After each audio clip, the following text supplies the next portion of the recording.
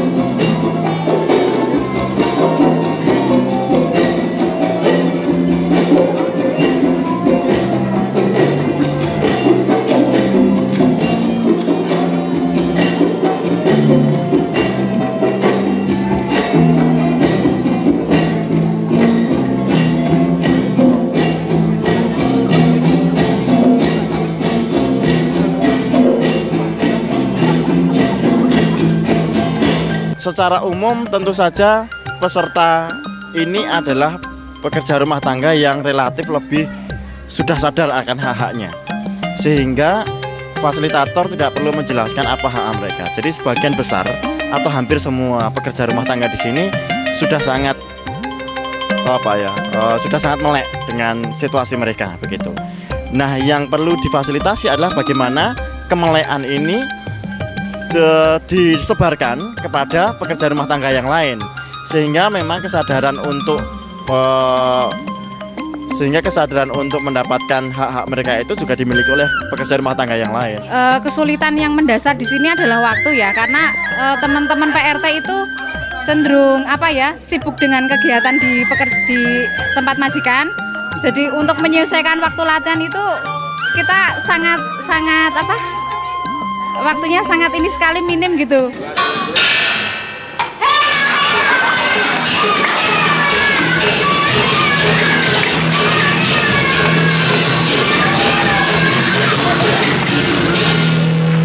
Harapannya mungkin ke pemerintah ya untuk segera memberi perlindungan khusus untuk kawan-kawan PRT, karena bagaimanapun lingkup kerja kita kan sangat rentan oleh kekerasan ya, karena kita di masing-masing rumah. Beda dengan pekerja-pekerja lain kan di situ banyak orang, jadi kalau melakukan kekerasan jelas gampang direspon gitu. Kalau kita kan karena di dalam rumah itu cenderung susah untuk mengadu, misalkan meminta keadilan itu susah. Makanya kita meminta ke pemerintah untuk segera memberi perlindungan hukum khusus untuk kita.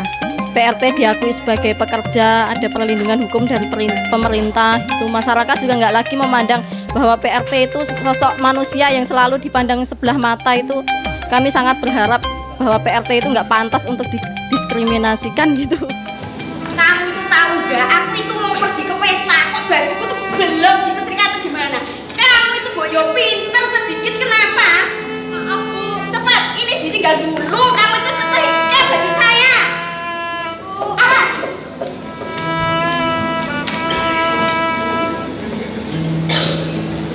Pertama saya apresiasi terhadap ide gagasan ini. Artinya ada berbagai dimensi sebenarnya dari outcome dari kisah manusia serbu tangan, di mana suatu teater pemainnya adalah mereka-mereka dari rekan-rekan kita pekerja rumah tangga.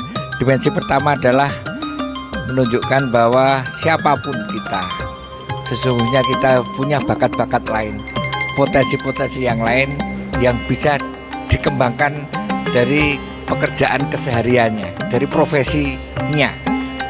Yang kedua juga dengan teater ini, dengan kita melalui budaya, sesungguhnya kita juga bisa menyampaikan pesan-pesan perjuangan apa yang memang diperjuangkan oleh saudara-saudara kita pekerja rumah tangga. Jadi bukan hanya tugas pekerja seni saja untuk mensosialisakan istilahnya nasib pekerja rumah tangga misalnya seperti itu. Jadi pekerja rumah tangga juga bisa salah satu caranya dengan cara seni ini untuk mengeluarkan unek-uneknya seperti itu. Sebenarnya di PRT sendiri itu kan media kampanyenya nggak cuman teater ya, ada beberapa sih, tapi kalau untuk teater itu sendiri menurut saya sangat efektif karena di samping kita bisa mengungkapkan unek-unek di dada kita sampaikan di panggung, kita teriakan di panggung, terus di mana orang-orang yang tidak tahu tentang saya atau teman-teman mereka jadi tahu. Namanya siapa, Mbak? Sumi. Oh, Sumi. Alamat? Jalan Godean. Pembantu pekerja rumah tangga. Oh, pembantu. Iya, Bu. Nah, ini mau ke kantor polisi mau melaporkan apa ini, Mbak? Ini loh, Bu. Saya tiap hari dianiaya majikan saya, dipukuli, ditendang. Sampai ini loh, bengkak-bengkak semua. Ini aja, Mbak. Masalah seperti itu mending diselesaikan sama keluarga majikan Mbak Sumi itu. Soalnya kami masih banyak pekerjaan yang lain yang lebih penting dan tidak ada perlindungan hukum bagi PRT. Selamat siang. Sebenarnya tujuan yang diinginkan tidak bisa jadi nyata di dalam proses dan dengan pementasan pun tidak bisa jadi nyata. Karena di teater untuk pemberdayaan sebenarnya di titik kita selesai baru efek atau dampak mulai kerja. Karena dampaknya itu harus ada di dalam diri mereka sendiri. Jadi kalau mereka selesai dengan ini, kemudian membuka jalur komunikasi sama majikannya, terus jaga jaringan antara komunitas PRT yang dibangunkan dalam proses ini. Nah, itu semua jadi efek dan tujuannya dari proses ini. Sekali lagi sukses. Mudah-mudahan tidak hanya sekali ini, dan mudah-mudahan juga potensi yang lain bisa dimunculkan sebagai bagian dari juga penyaluran aspirasi dari berbagai dimensi.